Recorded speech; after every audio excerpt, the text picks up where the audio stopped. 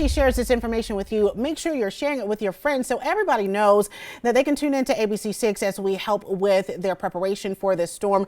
We're also talking snow prep in New England, and as people get their salt and their shovels ready ahead of the first significant winter snowfall, Rhode Island Energy is reminding people to prepare for the potential of power outages from that storm as well.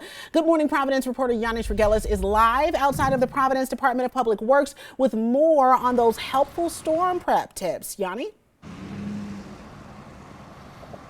Yeah, Carl, a lot of things to know ahead of this storm to be sure that you're prepared and able to keep yourself safe and everything secure.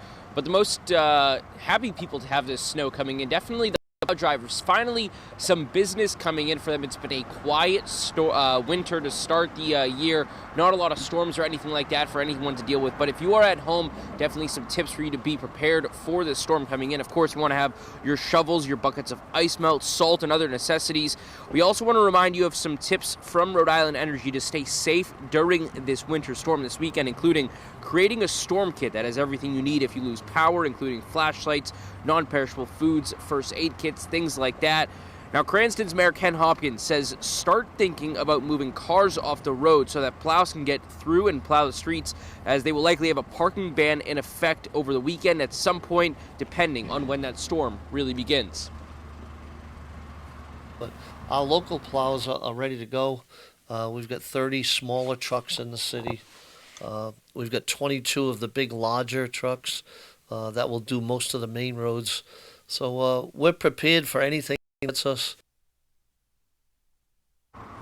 And Hopkins also adding that during the storm, libraries will be used as warming shelters. And if anybody does lose heat, they can call the city of Cranston for additional shelter. Again, we're getting closer and closer to that storm. The salt's starting to pile up behind us. The plow drivers are all ready to lay that all across the roads. Be sure to try to keep some of the slip away on Sunday when the brunt of that snow is coming in.